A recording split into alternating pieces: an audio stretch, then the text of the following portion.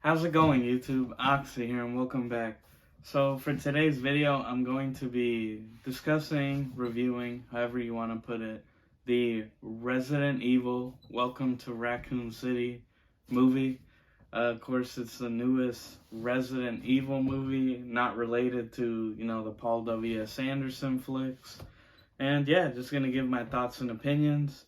And so I guess I'll start off the bat just saying that there will be minor spoilers. So if you haven't seen it, I do recommend you watch it first, especially if you are unfamiliar with Resident Evil, like the video games.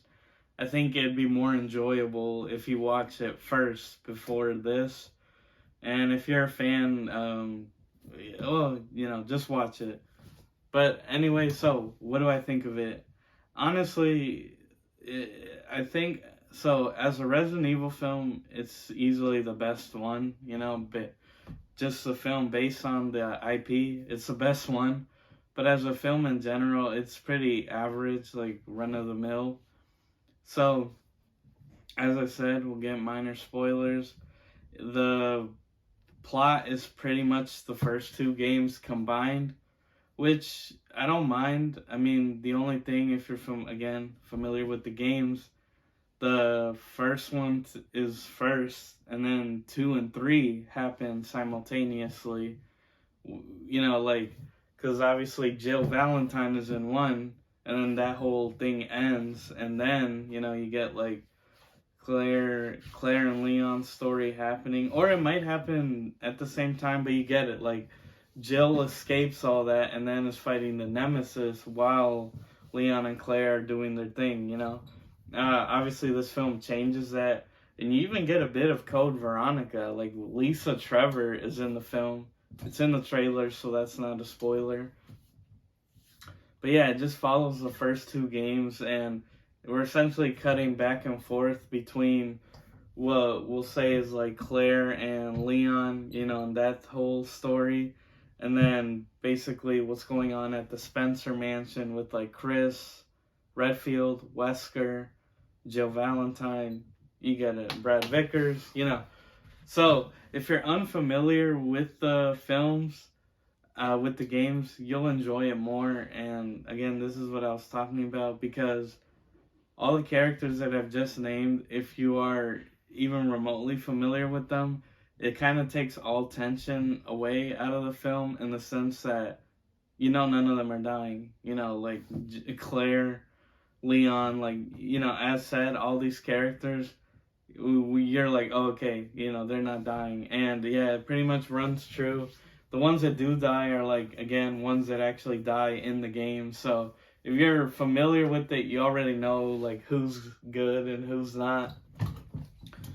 And yeah, that's why I think personally, if you're unfamiliar, it's more enjoyable, because there is that sense of like, oh, just any horror film, right? You don't know who's gonna make it, who won't.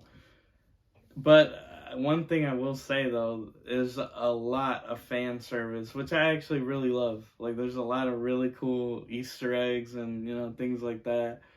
One of my favorites is later in the film, Lisa helps Claire and Leon escape, get to the Spencer mansion through the orphanage, and, she hands them keys, or shows them keys, and of course, it's the card keys, like the heart, the diamond, the clover, the spade, I was like, oh, that's really cool. And they just have a lot of things like that they show. And yeah, it's just, I loved it a lot. Like, as a fan, you get to really, like, you could spend the whole film like, oh, pointing out everything. Like, it's pretty nice. I like it a lot. Yeah, I mean, that was just one. I don't want to name all of them because we'll be here all day, but it's pretty great. And the actors, so Leon, of course, as I said, as I have talked with others, it's Beck from Victorious, the Nickelodeon show. It's the same actor, and yeah, like, he obviously he doesn't look like Leon, and I gotta say, he doesn't really act like him either. Because he's, if you play the games, Leon is more, he's a good cop, and he, you know, he's just trying to like follow the rules. He is a rookie, but in this film they make him really inept. Like, you know, he's like a idiot, like he doesn't know what he's doing. That I didn't really like. You could tell, like, you know, not trying to say this was her goal, but Claire was definitely the badass of the two. And yeah, I mean, hey, is it a whole like woke thing? I don't think so. You know, the way they plays out, it kind of works. But yeah, I mean, that is, if you're comparing the two, yeah, Claire is definitely the more like she knows what she's doing. And yeah, I guess my biggest issues with the film is, like I said, they're doing the first two games together, so you know, you don't really get to see it develop. Like, I would have just preferred, like, we either get, like, the Spencer Mansion, so the first game story, or, of course, like, you know, Resident Evil 2 is my favorite, so I would have loved to focus on that more. And the characters do have decent crossover. Like, Leon is, you know, working at the RPD, and before, you know, Wesker and all of them go to the mansion, they're all there together. Like, you know, obviously they're all STARS members. So there's nice, like, you know, crossing, but sometimes it is a little jarring. Like, we'll just cut back and forth. And throughout the whole film, there's a timer, or there'll just be, like, you know, like a a cutaway where it shows, like, oh, it's 2 a.m., it's 4 a.m., and you find out earlier in the film, of course, Wesker is working for someone else, trying to steal the G virus, that the whole city's gonna blow up at 6. So I get what they're trying to do, like build the tension, like, oh, it's getting close to 6, it's all gonna blow. But it's not really there. Again, yeah, it's a hard film to rate. Just, if I had to give a number, like, I guess I would just say that if you're a casual, you know, just moviegoer, this is probably like a 6 out of 10, honestly. It's not the best zombie film, you know, of course, being from an established property. And if you are a fan, again, it takes all the tension out because you know who's going to live and who won't. But I think the fan service and like the set designs and things like that, like they really got the feel of the games and like how everything looks.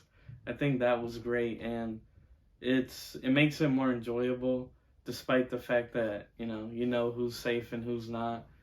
I think as a fan, it's a solid 7 out of 10. I think, you know, people will like it, and yeah, it was fine for what it was. I do stand behind the statement of it is the best just live action Resident Evil film. I don't know much about the animated ones. I heard they're not really worth checking out, so can't really rate that. And yeah, I guess those are just my thoughts, really, just what I thought of it. It's pretty average, like it isn't anything groundbreaking.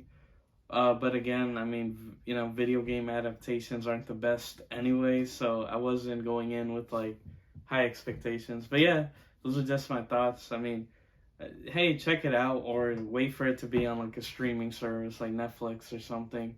But I think it's a fun, you know, film to pass the time. And hey, it's better than all the garbage Paul W.S. Anderson put out, because those are hot ass. But anyways, guys, that was a video. Just my thoughts and opinions on this film. You know, let me know if you agree, disagree. I'm all for it. And as always, please make sure to like, share, subscribe, hit the notification bell, all that good jazz. And I'm your host, Oxy. Take care, everybody.